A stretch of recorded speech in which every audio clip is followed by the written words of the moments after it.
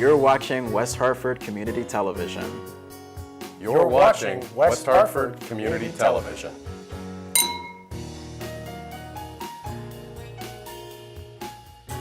For the community, by the community. This is the greatest day in my life. Less than 13 years ago, at the age of 15, I arrived at these shores as a delayed pilgrim. You have taken me in. You have given me the privilege to work and the opportunity to learn. Only under our American economic, moral, and social system is it possible to grow, to compete, and to create as free human beings and as free citizens. My life holds one ultimate aim, namely to serve you, America.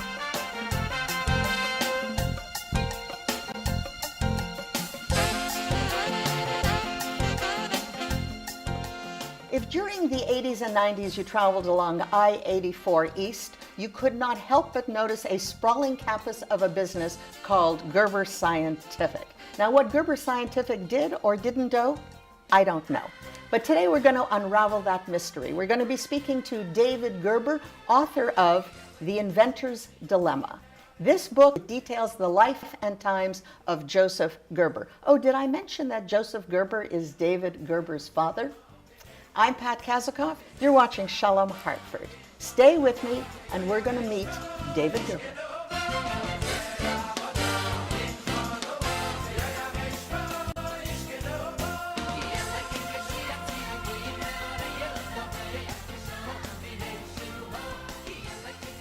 Well, thank you very much for being here, David. It's my pleasure. Thank you very much for having me, Pat. Well, originally, I think you must have heard our opening where your father is talking about America. He won an award for Outstanding Young Men. Tell me about this.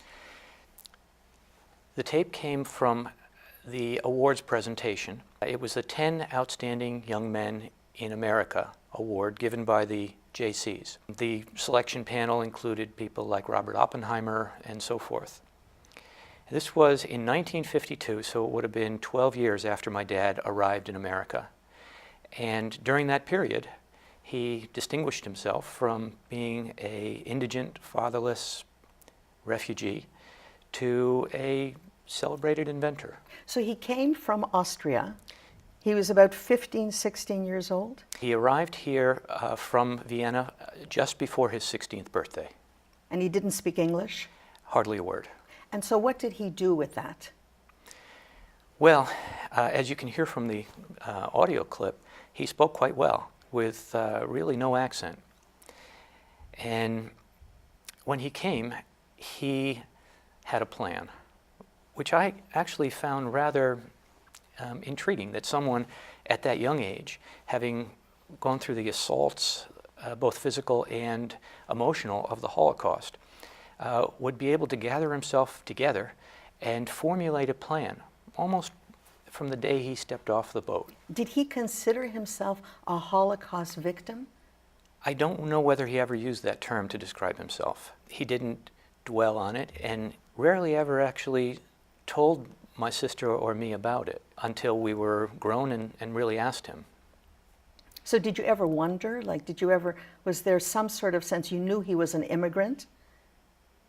I knew he was a Holocaust survivor. I don't know why. Maybe other people told me.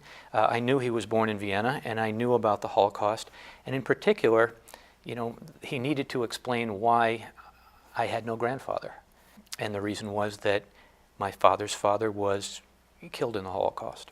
Right, you talk about that in the book, about the fact that he could never mourn for his father, and when he finally went to Israel, that was the first time he said, I have a place to mourn.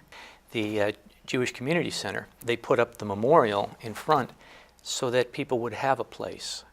For my father, the first time he had a sense of place where he could go to and say a prayer with that in mind was in 1968, when we went to Jerusalem and went to the Wailing Wall. My sister and I were with him, and he turned to us and he suggested that we might want to say something as well. Later on, he said the same thing about the memorial at the JCC, the Mandel JCC today, that it was important for him to have a place. And after his mother passed away, when the headstone was put on the grave at the end of the yahrzeit period, there was also another one put there with my father's name. That I didn't know. I don't recall reading that in the book. No, that wasn't. Let's go back to the plan. You said that this young man, this 15, 16-year-old, had a plan. What was his plan? Well, his plan was first to become an engineer, and second, to get there he was going to get an education.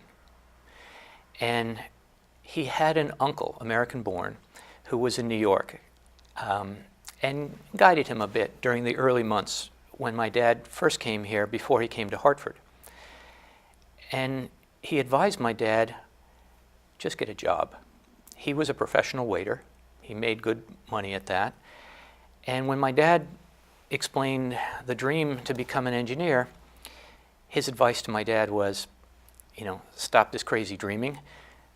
He thought my dad was just trying to avoid hard work by staying in school.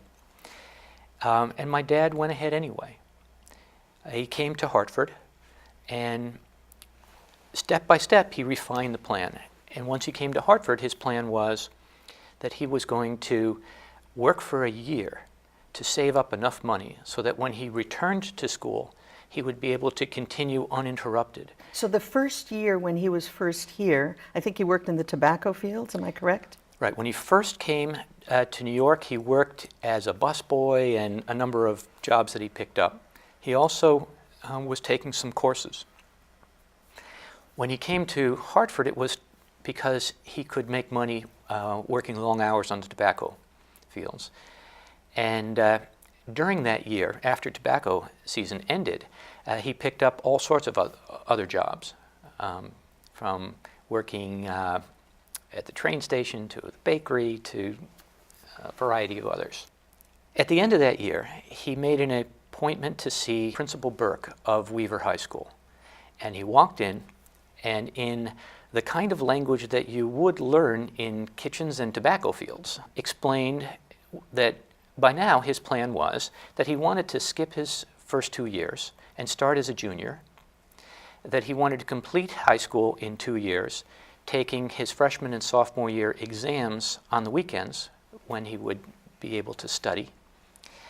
And at the same time, he would work a full-time job and a half-time job and learn English. Can you imagine someone doing that, coming up with a plan like that, like telling the principal, I'm going to go into school, but I'm going to do 2 years, I'm going to do 4 years in 2 years. I mean, it's unimaginable.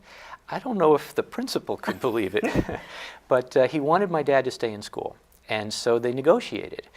And the deal they came up with was that my dad could try this, but if he failed any course, he would have to start as a freshman at Weaver. And my dad bet on himself. And 2 years later, he graduated on Dean's List. On Dean's List? Yeah. From Weaver High School? From Weaver. What was the mother doing in the meantime? Your grandmother was Bertha? Yeah. Yeah. What was she doing while this is going on? She was working as well. She worked at various different clothing shops. She had good skills with fine detail work. So now he's graduated high school. He graduated high school. He and my dad... In 2 years?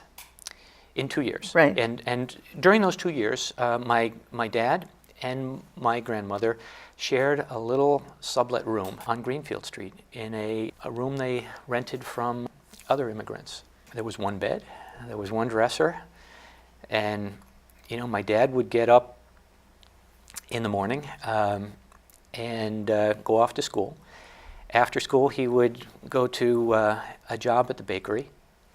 He would work full-time. When that ended, he worked on his homework while he waited for the bread delivery truck to go on its rounds. And he sat in back and continued doing his homework.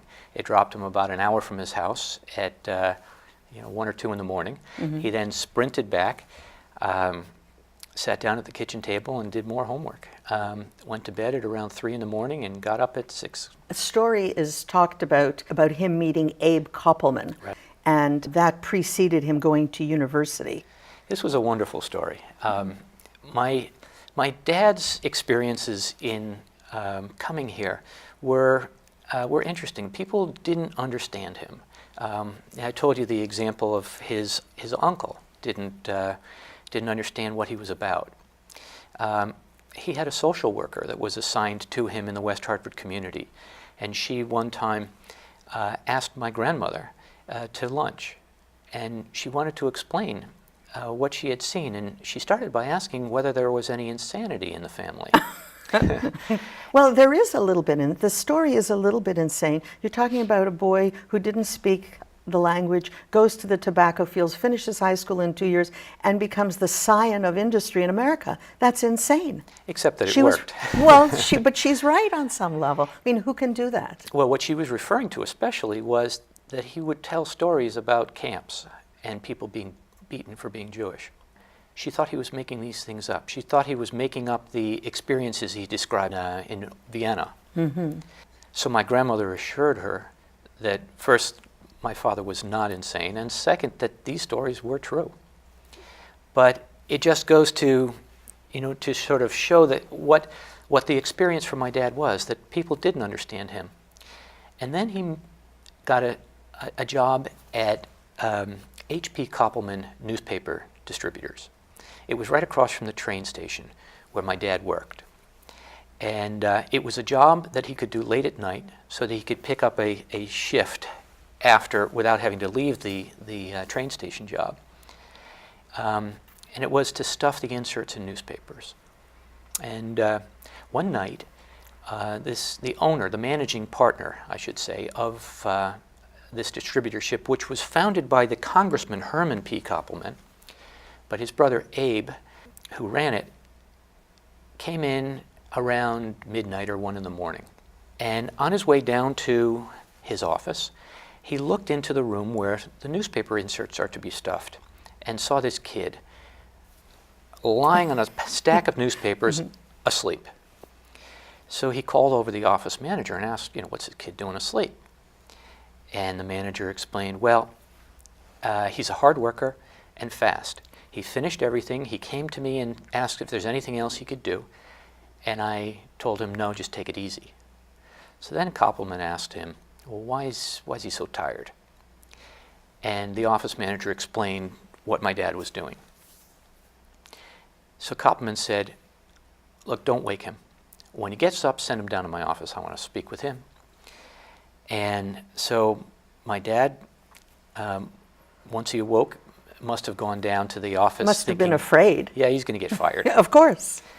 But, Koppelman asked him about his schooling and so forth, and he actually really took a shine to a kid who, as Koppelman's daughter put it, was trying to do things the right way, was working all these hours to support himself, to help support his mother, and to get an education. How do you think, it's an uncommon story then, it's an uncommon story today, but how did he have that in his head?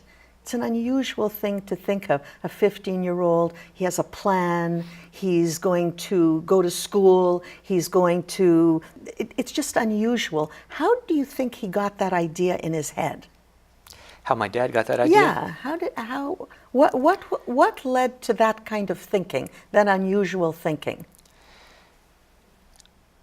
I think my dad's most formative influence was his grandfather, who was a man of science, who came of age in Vienna during the fin de siècle when he was a medical student at the University of Vienna Medical School. And this was a period of really the birth of modernism and ideas of science and rationality, ideas of society evolving.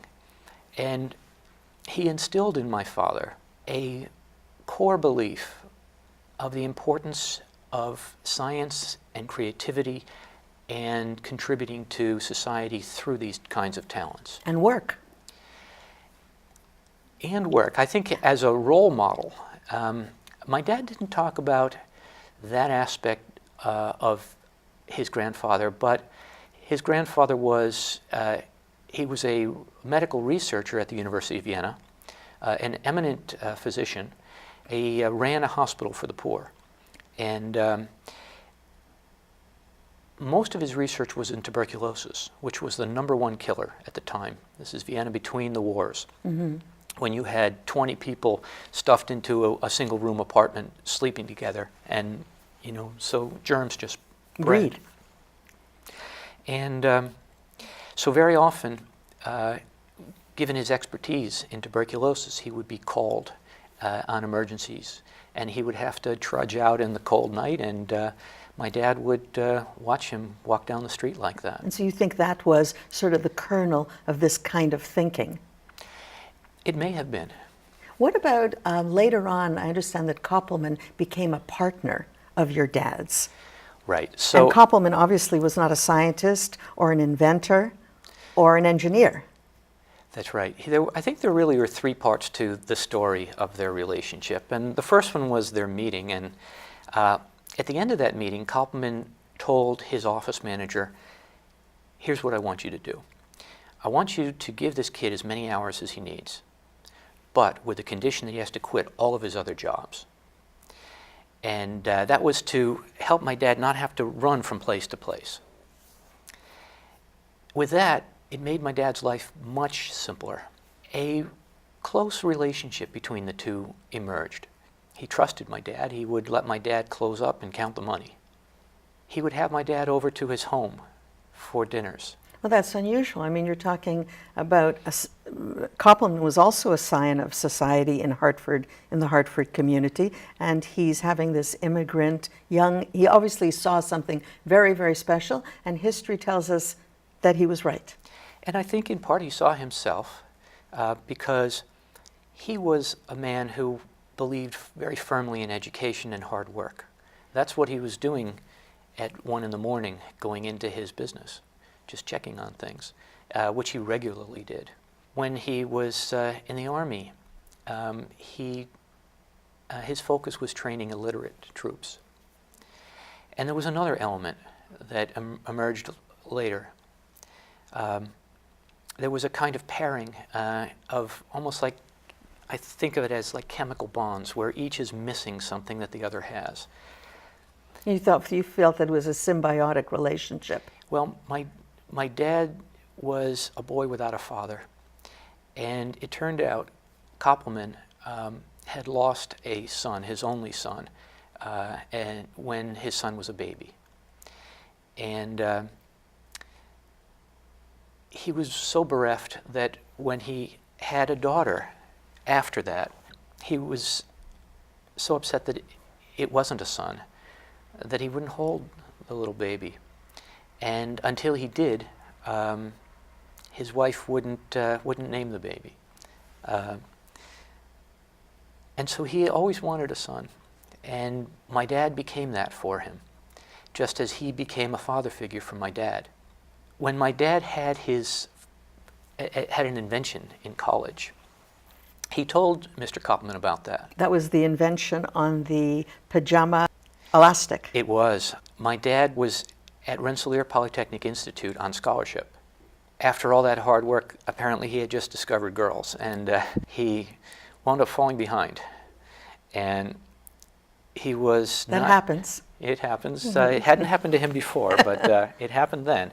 And he didn't know what he was going to do, how he was going to ever finish this major junior year design project that he had.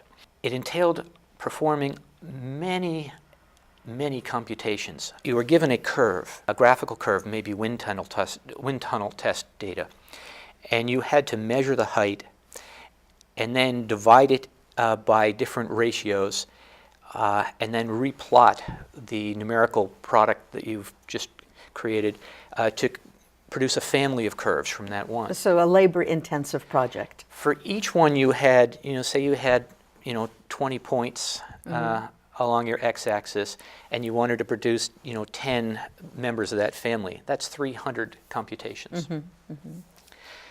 So all of a sudden it occurred to him that if his ruler, if his scale was actually expandable, he could perform these immediately without having to measure, compute numbers, or plot. So then he started wondering, well, where could I get an expandable ruler? And he looked at the pair of pajamas he was wearing. He took the elastic out of his pajamas and marked a scale on it. And he used that to solve his engineering problems. And that was the first invention of Gerber Scientific.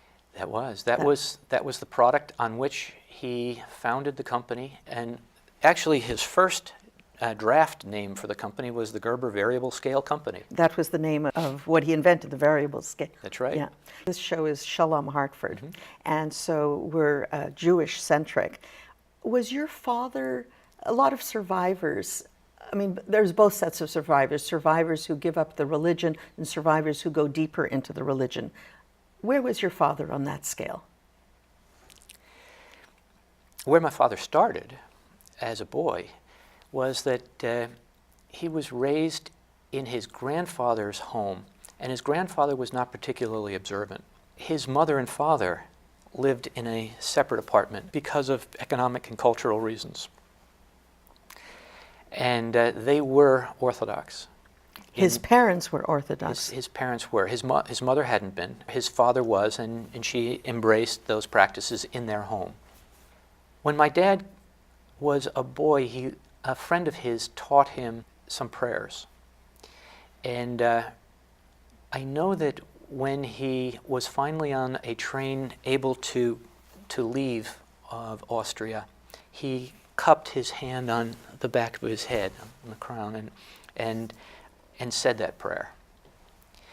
But when he was on the boat coming over, a rabbi came around and asked whether he wanted to say prayers with everybody. And he declined, and he preferred to say prayers privately. And I think that was very much the way he was. He didn't wear his religion on his sleeve. He was private about it. He went to services and was, a participating member of the Emmanuel Synagogue. And he would get a lot out of the sermons. But where I saw his religiosity most was every morning and night at home in his room. He would take this old dog-eared Bible that he had had for decades and his yarmulke and go off into a part of the room and say prayers. And did he influence his family with that? Like, were you brought up? I mean, most people don't say prayers. Most Jewish people do not say prayers in the morning and at night. I mean, there are religious Jews who do. It's considered a religious thing to do, but most people don't do it. Were you brought up to do that? Was that important enough? I was never instructed to do it. He never advised me to do it. But he was a role model, and that was typically my dad's way. He did not have a lot of rules, but he set clear examples. I would say that there were a couple of different dimensions to his Jewish life and my family's Jewish life.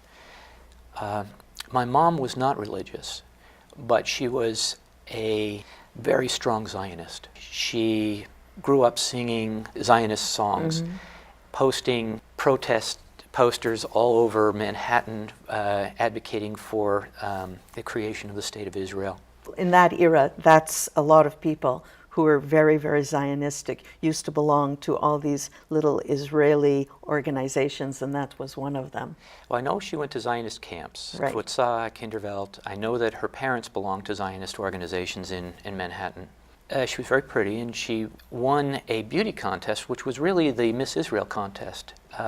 When Israel was just formed, it was held in Madison Square Garden, and Golda Meir was there and representing the State of Israel and so forth. And then with that, she was sent on a tour of the capital cities of Europe and Israel for photo shoots and PR to generate a goodwill for the State of Israel and contributions. So, if you had to say one last thing, and if your father was here, what would you say? Because he died in 1999, we're 16, 17 years later. What would you want to say to him at this point, having written the book? I don't think I'd say anything about the book. If I had only one thing to say, I think I would tell him about his little grandson, who from time to time reminds me of him. Well, we've been talking to David Gerber, author of The Inventor's Dilemma. He clearly grew up among greatness. We are the beneficiaries of what Joseph Gerber created. Thank you very much, David. It's been a great pleasure, Pat. Thank you so much. Nice to speak to you.